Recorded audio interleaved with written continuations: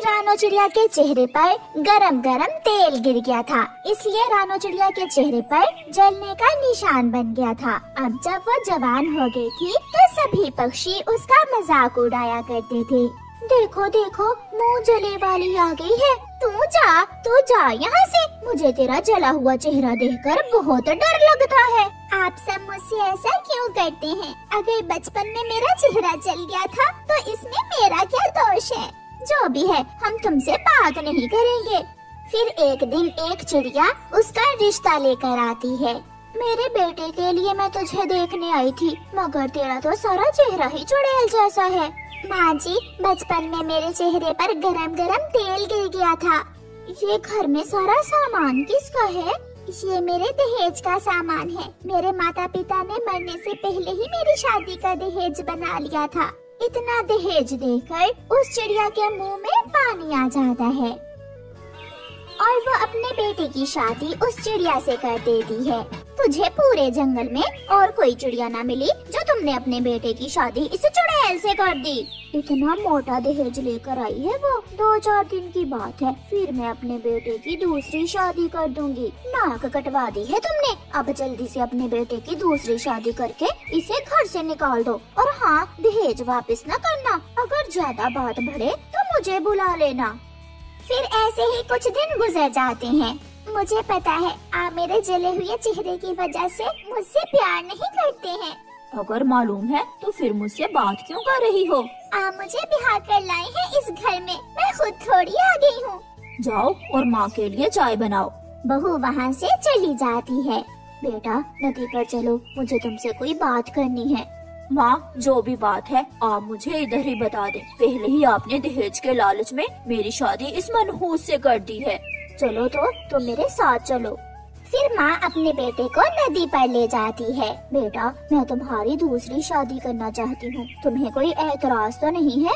ये सुनकर उसका बेटा खुश हो जाता है।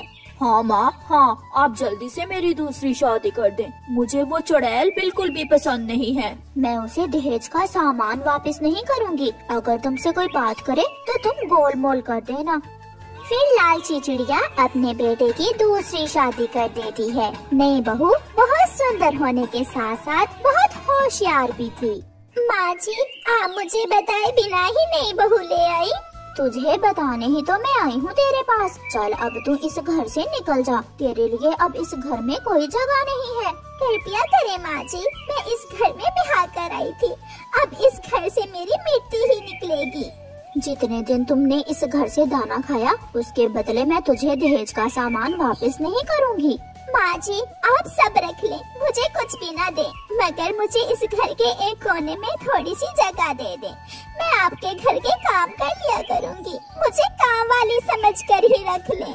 फिर उसकी सास मान जाती है। ठीक है, मगर अगर किसी आते जाते से कोई बात की तो उसी दिन मैं तुझे यहाँ से निकाल दूंगी। फिर रानो चिड़िया उसी घर में रहने लगती है। नई बहू अपनी सास से कहती है, सासू माँ, मेरे कमरे में एसी लगवा दें, मुझे बहुत गर्मी लगती है। मेरा बेटा इतना नहीं कमाता कि हजारों का बिजली का बिल दे सके। ये तो तुमने मेरे जैसी सुंदर बहू लाने से पहले सोचना था। बुढ़िया, मेरा चेहरा जला हुआ नहीं है जो मैं तेरी बातें सुनूंगी। फिर दूसरे दिन सुंदर बहू अपने पति को मना लेती है और अपने कमरे में नया एसी लगवा लेती है। फिर एक दिन सुंदर बहू नदी पर जाती है तो वहाँ गोरी कौवी आ जाती है, जो हर समय दूसरों के घरों में फसाद करवाती रहती थी। तेरी सौतन पर तो बहुत जुल्म किए हैं तेरी सास ने, अब देखो तुम्हारे साथ क्या करती है। मैं बहुत सुंदर हूँ, मैं कोई जले चेहरे वाली चिड़िया नहीं हूँ।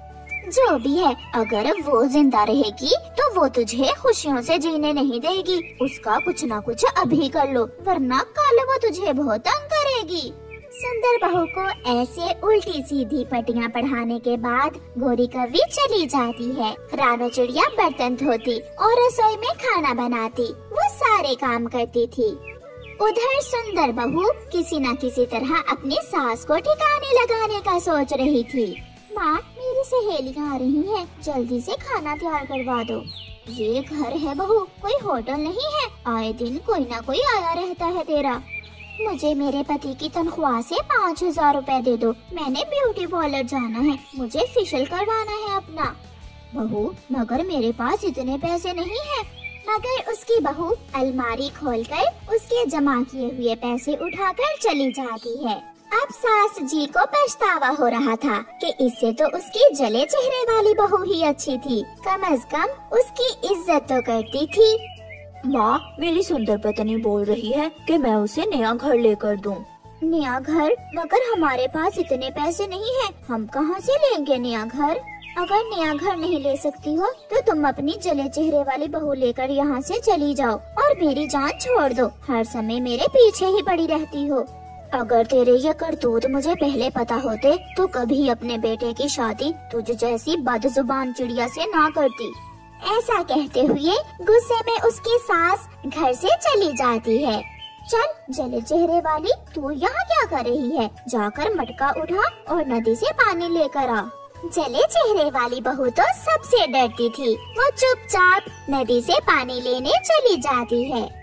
सुंदर बहू अपनी सास के पीछे पीछे जाती है। आज मैं इस बुढ़िया से जान ही छुड़वाती हूँ। उस गोरी कवि ने सच ही कहा था, ये बुढ़िया दिन ब दिन बिगड़ती ही जा रही है।